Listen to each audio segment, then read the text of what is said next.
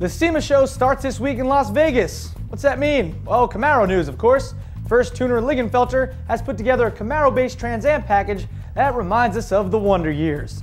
And Hennessey finds the only thing that will actually make the Camaro cool is a ton of horsepower. Hey, I actually think the Camaro is cool already, but that's just me.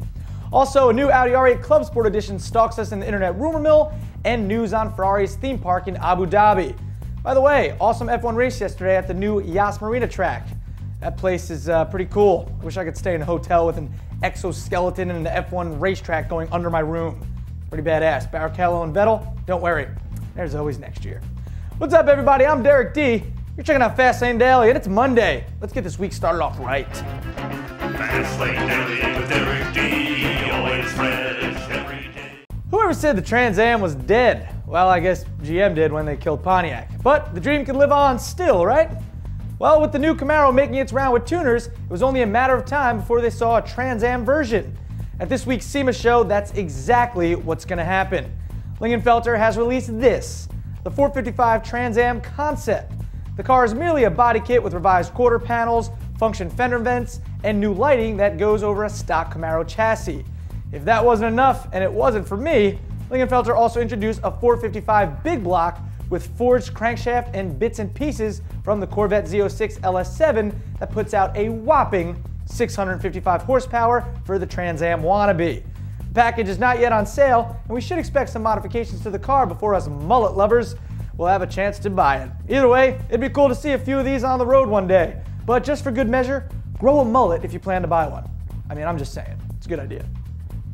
And Hennessey Performance has finally delivered on another promise. Also coming to SEMA is the HPE700 LS9 Camaro, which Hennessey promises can deliver some major horsepower by way of an LS9 supercharged 6.2-liter engine with intercooler.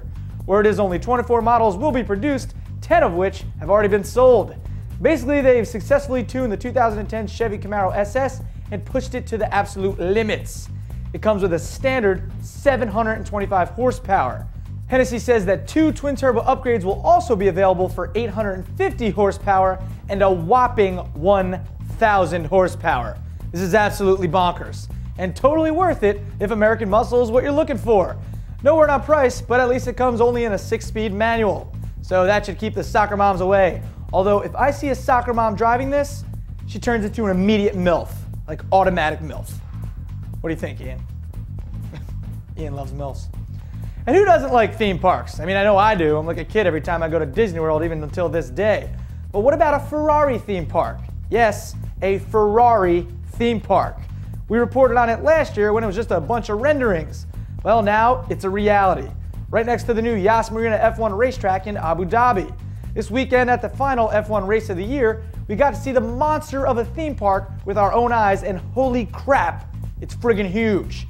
The massive structure has a red roof inspired by the classic double curved side profile of the Ferrari GT body that is well over 2 million square feet and has the biggest Ferrari logo ever made.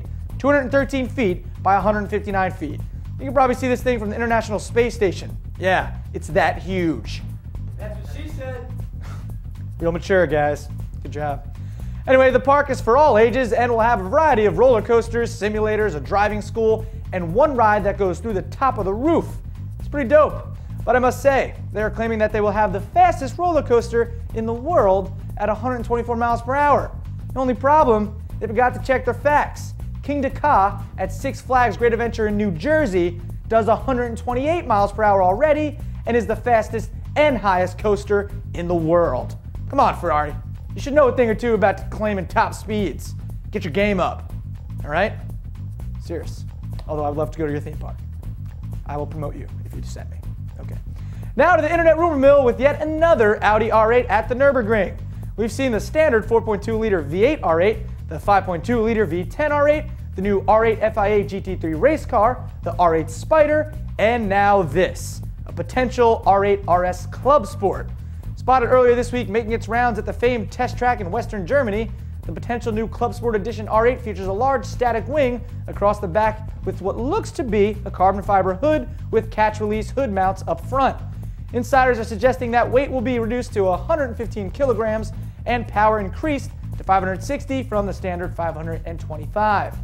The new car would be put in line with such lightweight performance cars as the GT3 RS and Superleggera. We expect the new car will make a limited run in 2011, at which time the R8 will start to be phased out from the Audi portfolio. Boo-hoo. Next up, Winding Road Magazine takes us for a ride in the LP560-4, the Porsche GT2 and SL63 AMG on some beautiful Italian back roads. Stick around.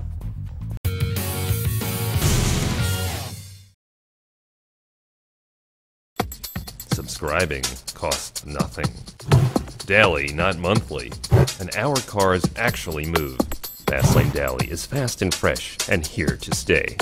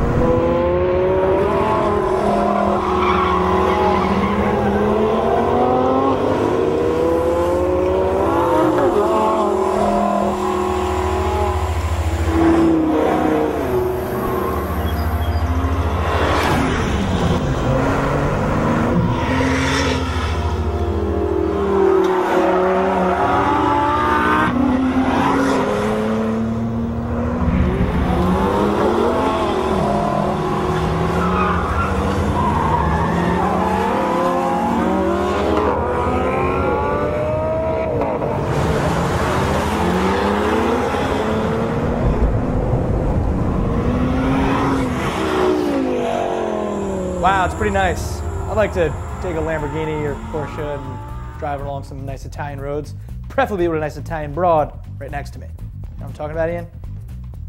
You're like mute. What's your deal? Okay. Well, that about does it for Fastlane Daily today. I'm Derek D. You guys have a great Monday, and I'm just going to forget about that giant loss. Let's go Yanks! World Series. All right. See you guys tomorrow.